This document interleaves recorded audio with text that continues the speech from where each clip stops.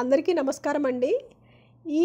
ఈ వీడియోలో నేను మా కలీగే నాతో పాటు పనిచేసిన ఒక అతని జీవితం గురించి చెప్పడానికని చేస్తున్నాను. అతనికి 56 ఏళ్ళు ఉంటాయి. మన ఇండియా నుంచి ముంబై నుంచి ఇక్కడికి వచ్చి ఇప్పుడు 1995 1996 ఆ టైంలో వచ్చి ఇక్కడ సెటిల్ అయిపోయి గ్రీన్ కార్డ్ కూడా ఉంది వాళ్ళకి. ఇక్కడ సిటిజన్స్ అయిపోయారు కూడా. వాళ్ళ ఫ్యామిలీ మొత్తం అంతా కూడా టెక్సాస్ స్టేట్లో ఉందండి. ఈయన మాత్రం నేనున్న స్టేట్లో ఉండి వర్క్ చేస్తున్నారు. ఆయన వర్క్ చేసే టెక్నాలజీ అంటే చాలా ఓల్డ్ టెక్నాలజీ అంట. వెరీ ఫ్యూ కంపెనీస్ ఆ టెక్నాలజీ మీద జాబ్ ఓపెనింగ్స్ ఉంటాయి. సో అతను ఈ వయసులో కూడా జాబ్ పర్పస్ మీద ఎక్కడొస్తే అక్కడికి వెళ్ళి అక్కడ ఉండాలన్నమాట. సో ఈయన ఇక్కడికి ఈ కంపెనీలో, నేను వర్క్ చేస్తున్న కంపెనీలో జాబ్ వచ్చిన తర్వాత ఇక్కడికి వచ్చి ఆయన ఇక్కడ ఇల్లు తీసుకున్నాడు, కారు కొనుక్కున్నాడు. ఇంట్లో ఫ్రమ్ స్క్రాచ్ పుల్ల దగ్గర నుంచి ఆయన చూసే టీవీ వరకు అన్ని వస్తువులన్నీ కొనుక్కున్నాడు. సర్వైవల్ పర్పస్కి, day to day needed things అన్నిటికీ. ఆయన ఫ్యామిలీ మాత్రం అక్కడ టెక్సాస్లో ఉంది. వాళ్ళకి 2 పిల్లలు. వాళ్ళ ఆవిడ మంచి సీనియర్ బిజినెస్ అనలిస్ట్ అనమాట. వైఫ్ వర్కింగే, హస్బెండ్ వర్కింగే. ఈయనకి నాతో పాటు ఉన్న అతనికి 56 ఇయర్స్. ఆయనకి పప్పు వండుకోవడం కూడా రాదండి. 56 ఇయర్స్ ఏజ్. ఒక్క వంట చేసుకోవటం ఆయనకి రాదు. ఆయనకు అలాగే ఒక లాక్డౌన్ అయిపోయే టైంకి 2021లోనో 2022లోనో ఆయనకి హార్ట్ స్ట్రోక్ వచ్చిందనమాట. చాలా పెద్ద ఆయన, చాలా నిదానంగా నడుస్తారు. ఒక్కొక్క మాట చాలా నిదానంగా మాట్లాడతారు. ఒక్కొక్కసారి నత్తి కూడా వస్తుంది. ఆయనకి స్ట్రోక్ వచ్చి ఆయనకి లెఫ్ట్ సైడ్ మొత్తం ఒక కలర్ లాగా అయిపోయిందంట బాడీ అంతా. కాకపోతే అతను ఆ టైంలో వాళ్ళ ఫ్యామిలీ వాళ్ళ దగ్గరే ఉండడం వల్ల ఇమీడియట్గా అతన్ని హాస్పిటల్కి తీసుకెళ్తే ఆయనని కొంచెం కాపాడుకోగలిగారు.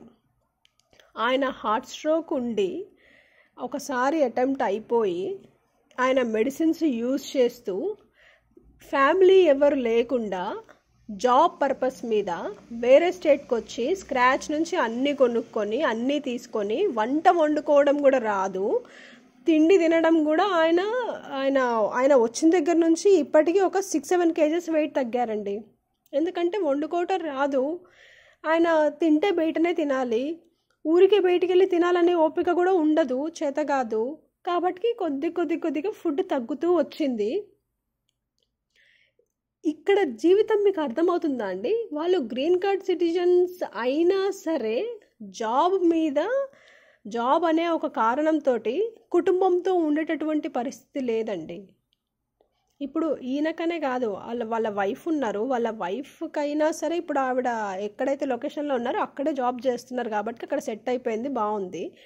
ఏవైనా మార్కెట్ ఇష్యూస్ కారణంగా ఆవిడ జాబ్ పోయి ఆవిడకి వేరే స్టేట్లో వస్తే ఆవిడ వెళ్ళి వేరే స్టేట్లోనే ఉండాలి. ఇప్పుడు ఆవిడ వెళ్ళిపోతారు జాబ్ పర్పస్ మీద తప్పకుండా.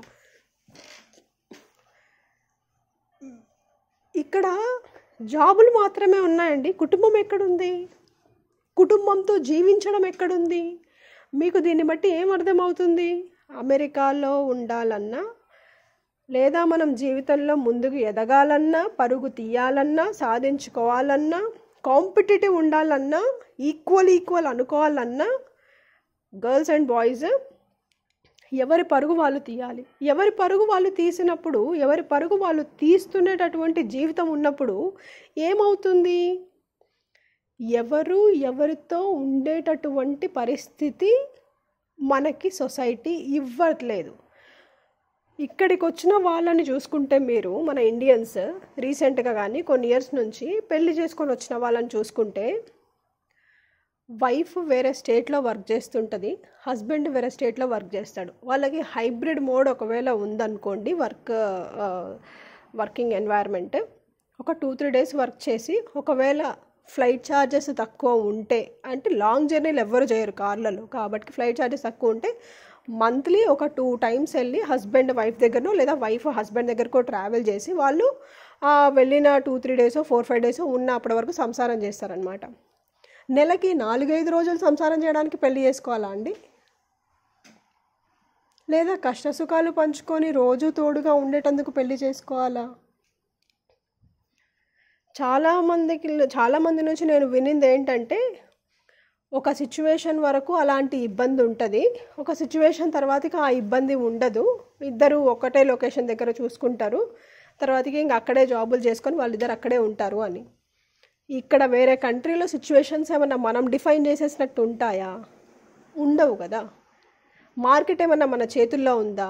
మన జాబ్ ఏమన్నా మన తాతయ్య ఇచ్చిన కంపెనీదా? కాదు కదా. మరి అలాంటప్పుడు నీకు జాబ్ను ఉన్న కంపెనీలో గ్యారంటీ లేనప్పుడు, నీ వైఫ్ చేస్తున్న జాబ్ అక్కడ లొకేషన్లో గ్యారంటీ లేనప్పుడు ఈయననే తీసుకోండి. ఈయన సిటిజన్ యుఎస్ సిటిజన్ అయిపోయిండు, అయినా కూడా ఆయనకి వచ్చిన 25 సంవత్సరాల తర్వాతకి 30 సంవత్సరాల తర్వాత కూడా ఆయన వేరే లొకేషన్కి వెళ్ళి వేరే స్టేట్కి వెళ్ళి స్క్రాచ్ నుంచి అన్నీ స్టార్ట్ చేసుకొని జాబ్ చేసుకోవాల్సి వచ్చింది. ఇక్కడ కుటుంబం ఏది? కుటుంబానికి నిలబడాల్సిన తల్లిదండ్రి ఎక్కడ నిలబడ్డట్టు?